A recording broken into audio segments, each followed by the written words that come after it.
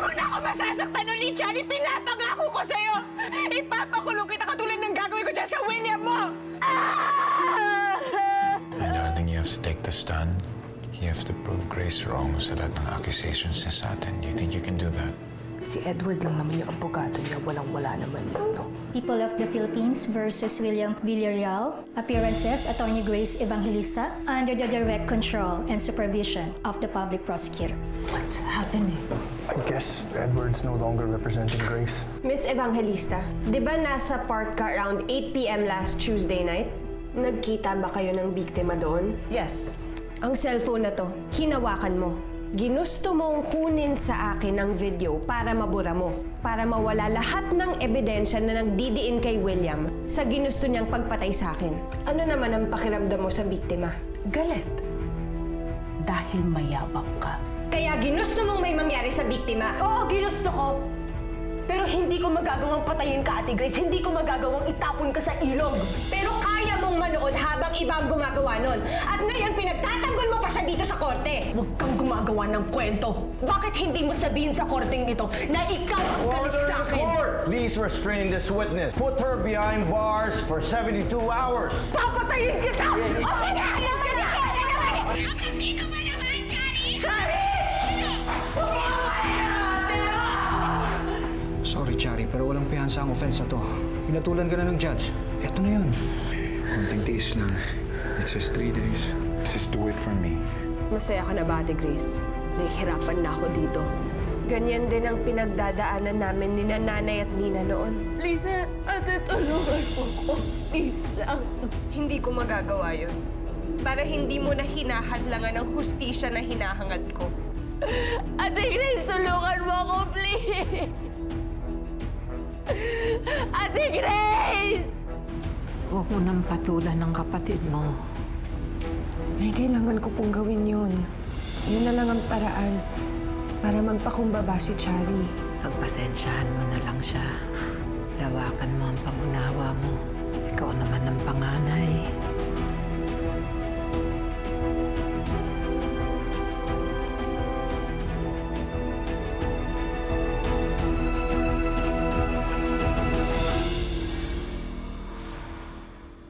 Your Honor, we move for the reconsideration of the order of this honorable court, citing the witness, Ms. Chari Evangelista, in contempt, and putting her in detention for 72 hours. We move that the period be lessened to 48 hours. Which she already has served. Nangangahulugan bang gusto mo na siyang makalaya? Yes, Your Honor. The witness is begging the indulgence of this honorable court. Nangangako po si Ms. Evangelista na hindi na siya magpapadala sa kanyang emosyon. And what do you have to say to this, counsel? Nothing, Your Honor. After all, the witness is still my sister. All right. On motion of the accused and without objection from the prosecution, the oral motion for reconsideration is hereby granted, and the period of the detention of this witness is hereby shortened to 48 hours. I told you, baby, you'd be fine. Buti na lang, Ate Grace, pumayag ka na lumaya ako. Hindi ko ginawa to para sa'yo, Chari. Kundi para kay Nanay.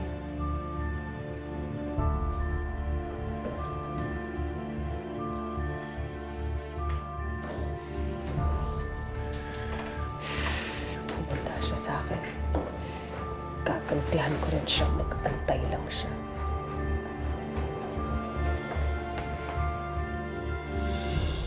Akala mo naman kung sino siya porket alam niya yung batas. Eh kung naging lawyer lang din naman ako, eh di nilabaso ko rin naman siya sa korte, no? But you're not a lawyer, Chari. The courtroom is not your battlefield. If she uses her head, you're still using your heart. Pero bato na yung puso ko. At pinatigas yun ni Ate Grace. Pero may puso pa rin ang kapatid mo. At malambot pa rin yun dahil kay Edward. Dahil sa nanay mo.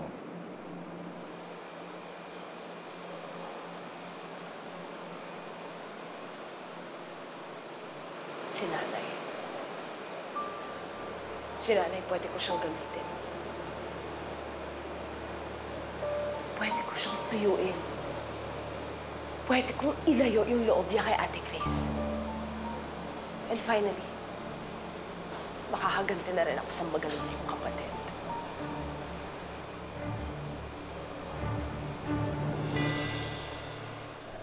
Nay! Nay, kumusta na ho kayo? Ito na yun, dala ko yung favorite ninyo. Nay, mukha namang okay kayo eh. Gusto mo buksan natin to, kainin natin? Gusto mo? Pwede, sige. Si Grace. Nay, ako to si Chari.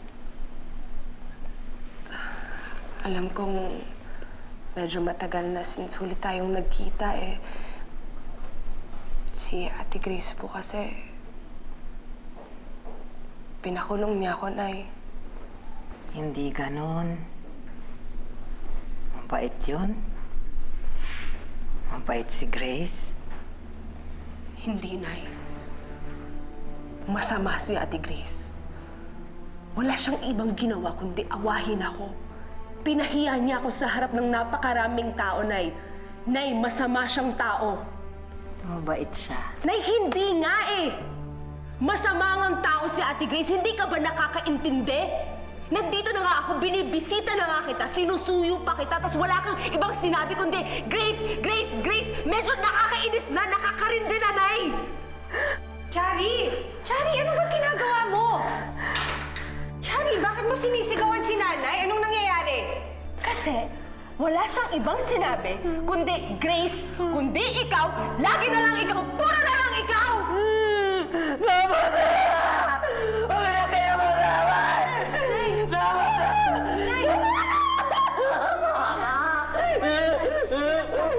Chari naman kasi, pwede ba kung hindi mo mapagtsagaan si nanay, huwag ka nang pupunta dito, hindi ka nakakatulong! Teka lang, pinagbabawalan mo ba ako na makita yung sarili kong nanay? Oo! Nakita mo naman ang ginawa mo sa kanya. Alam mong hindi pa siya magaling, sinasaktan mo pa siya. Hindi ka na talaga tumino? Walang nagawa ang kulungan para sa'yo.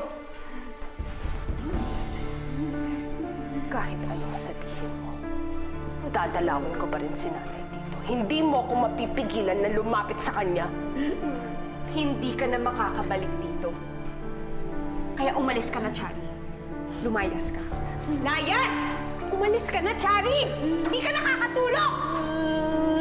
Tama na po, Aling Marisa.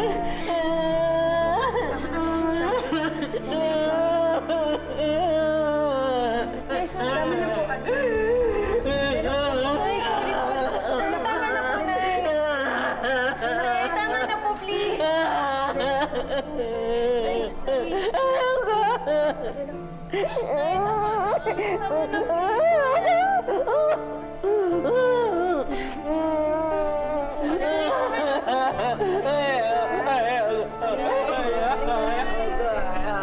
Nay, tahan na po. Tama na po. Puisit!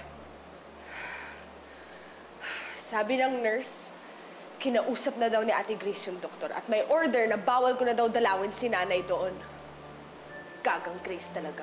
Lahat na lang dinadaan sa proseso. Paano yan? Paano mo liligawan ang nanay mo? Nay,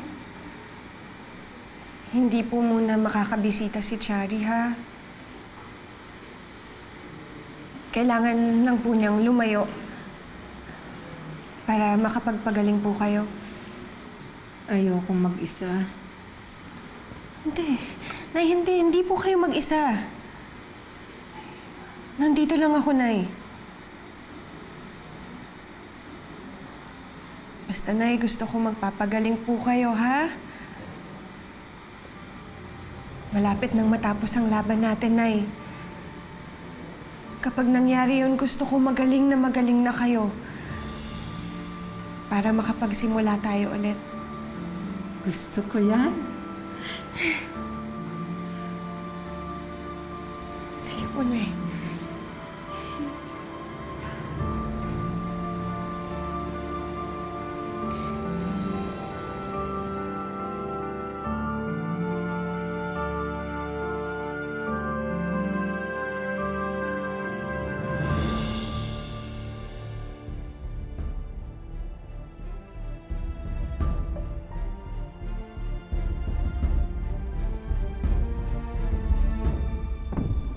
As we speak, kausap na ni Edward at Diana ang mga pulis.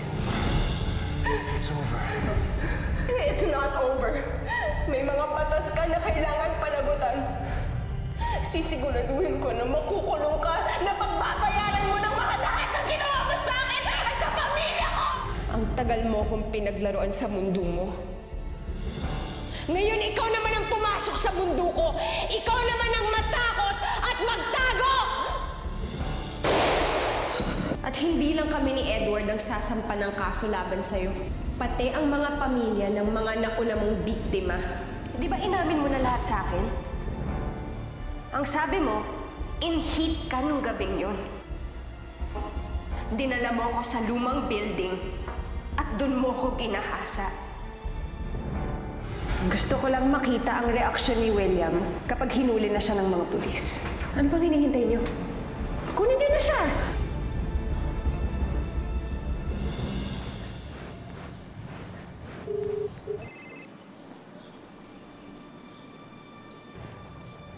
William. Ready na ako.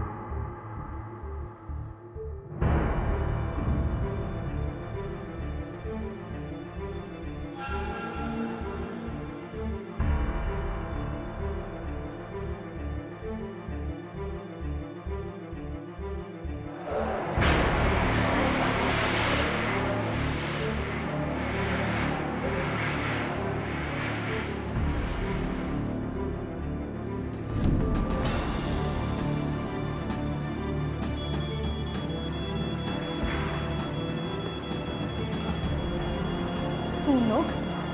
May sunog. May sunog! Sunog! Magsilabas kayo! Sunog! Ilabas niyo yung pasyente. Bilisan niyo! Sunog! Sunog! Ilabas niyo yung pasyente! Sunog! Sunog! Bilisan niyo! Sunog! Ilabas niyo yung mga pasyente! Bilisan niyo! Sunog! Sunog! Nay? Ano nangyayari?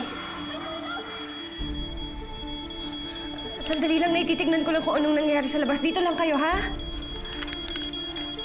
Kang aalis, Nay.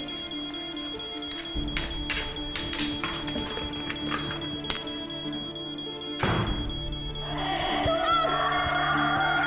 Sunog! Ilabas niyo mga pasyente! Bilisan niyo! May sunog! May sunog! Sunog!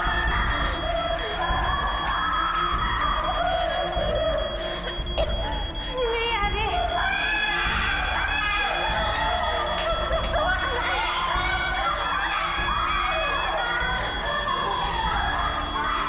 Pasyente, bilisan niyo! May sunog! May sunog! Sunog!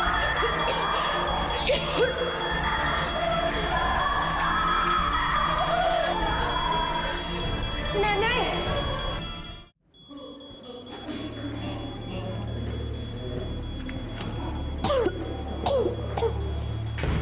Nay? Nay? Nay, halika na, Nay. Kailangan na natin umalis dito. Nay, halika na. Alis na tayo. Alis na tayo dito, Nay. Chari? Oo, Nay. Ako po si Chari. Pero, Nay, kailangan na nating umalis. Delikado dito. Halika na. Halika na, Nay. Saan tayo pupunta? Basta, Nay. May nangyayari sa labas. Kailangan na nating umalis. Okay? Naintindihan mo ba yun, Nay? Halika na. Let's go. Let's go, Nay. Ayoko. Ayoko. Nay, sige na, please. Kung hindi tayo aalis dito, baka kung anong pang mangyari sa inyo. Ayoko naman mangyari yun, Nay. Kaya sumama na kayo, please.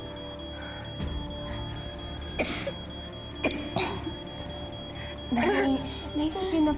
Maawa na kayo sa akin, Nay. Nay, anak niyo pa rin naman ako, di ba? At kahit ano pang mangyari sa atin, kahit ano pang nangyari sa atin, nanay pa rin ang tingin ko sa inyo. Kaya please, sumama na kayo sa akin. Please, Nay. Tara. Okay, takpan mo lang yung bibig mo, Nay, ha? Ready? Okay, ready? Go, go, go! Go, go, Nay! Sunog! Sunog! Ilabas niyo mga pasyente! Bilisan niyo! May sunog! May sunog!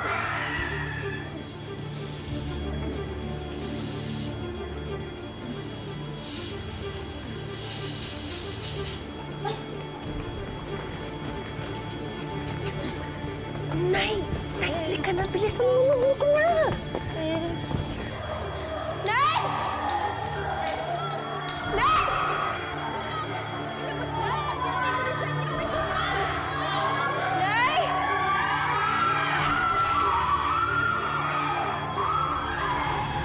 Nay! Nay! Nay! Nay! Si Nanay! Nay, okay lang yan. Pero, Nay, kailangan natin bilisan. Sige ka. Kailangan natin bilisan, Nay.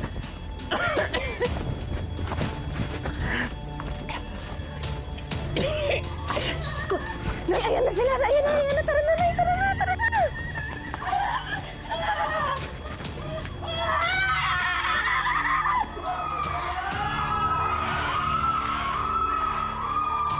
Nay! Nay!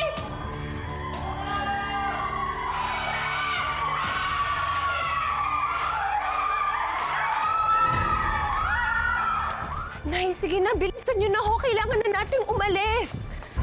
Nay, sige na, please. Tara na.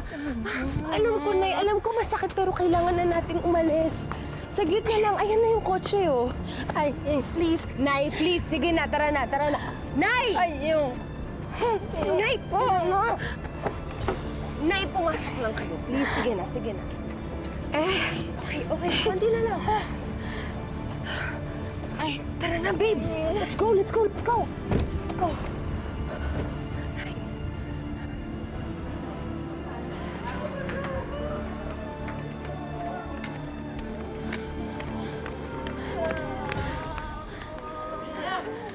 Nay! Nay!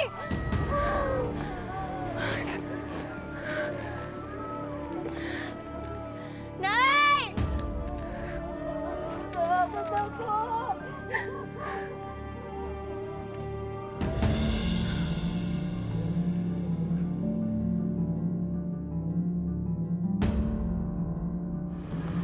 Nay? Iuwi ko lang kayo sa bahay, ha? Tapos makapagpahinga na kayo. Okay? Huwag na kayong matakot, Nay. Wala na tayo doon. Mas magiging okay na ang lahat.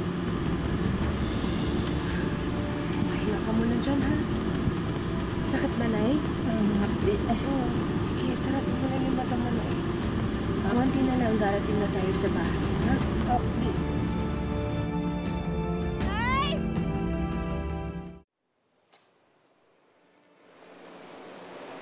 Sige lang, Nay. Okay lang, Nay.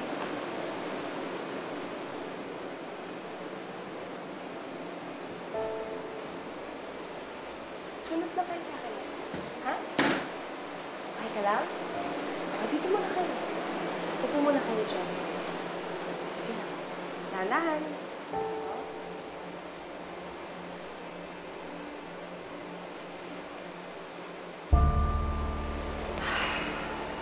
Sa wakas, nakaganti na rin ako dyan sa magaling kong kapatid. Finally, nailayo ko rin si Nanay sa kanya. Proud of you, baby.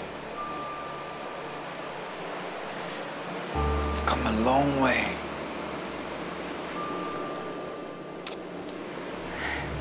Siyempre, magaling yung nagturo sa akin. these small victories, malaking bagay para sa akin. Kahit paano nakakaganti ako sa kapatid mo.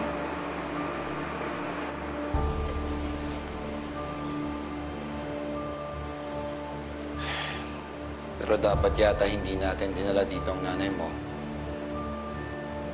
I hate to say it, but Grace is smart. She might figure it out.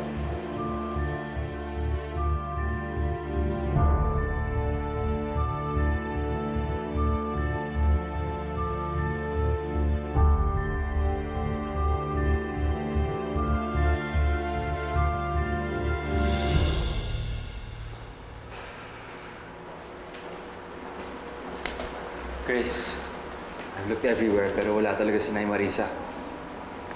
Ako rin. Chinek siya sa labas pero wala rin siya dun. Diana, nakapagtanong-tanong ka na ba? Oo, pero hindi rin nila napansin si Nay Marisa.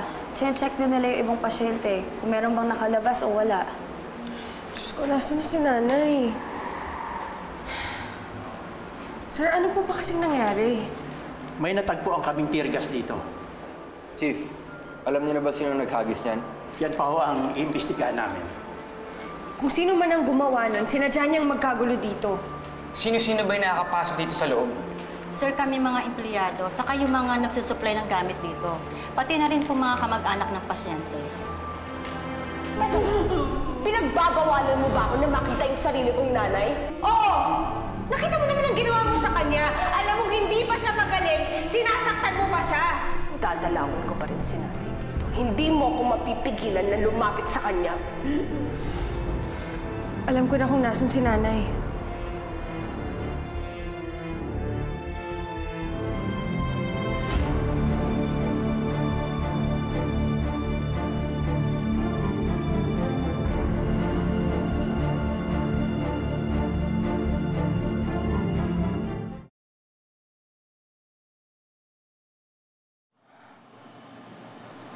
Alam niyo, Nay,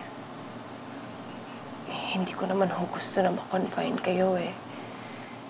Kung ako yung papiliin, mas gusto ko na nandito lang kayo sa tabi ko.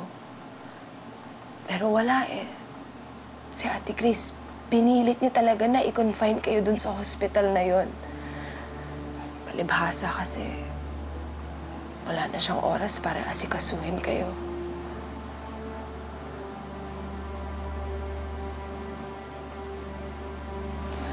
Nay, tingnan niyo ako. Ako yung mabait ninyong anak. Lahat naman na gagawin ko para sa inyo eh.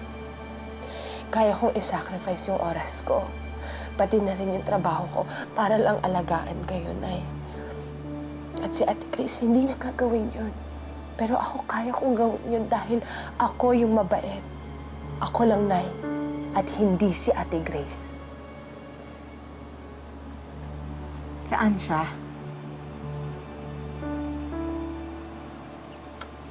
Nay, wala siya. Wala siya dito, Nay. Nagkagulo kasi sa hospital, tapos iniwan ka niya doon. Pinabayaan ka niya, Nay. Pero Nay, niligtas kita. Dahil ako yung mabait. Naiintindihan niyo yun, Nay? Ako lang. Ako lang yung mabait. Ikaw?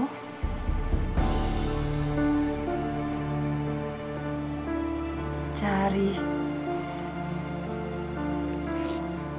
Chari?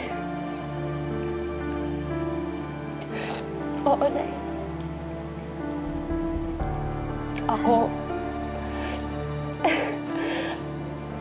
Ako yung mabuti niyong anak. Ako yung mabait ninyong anak.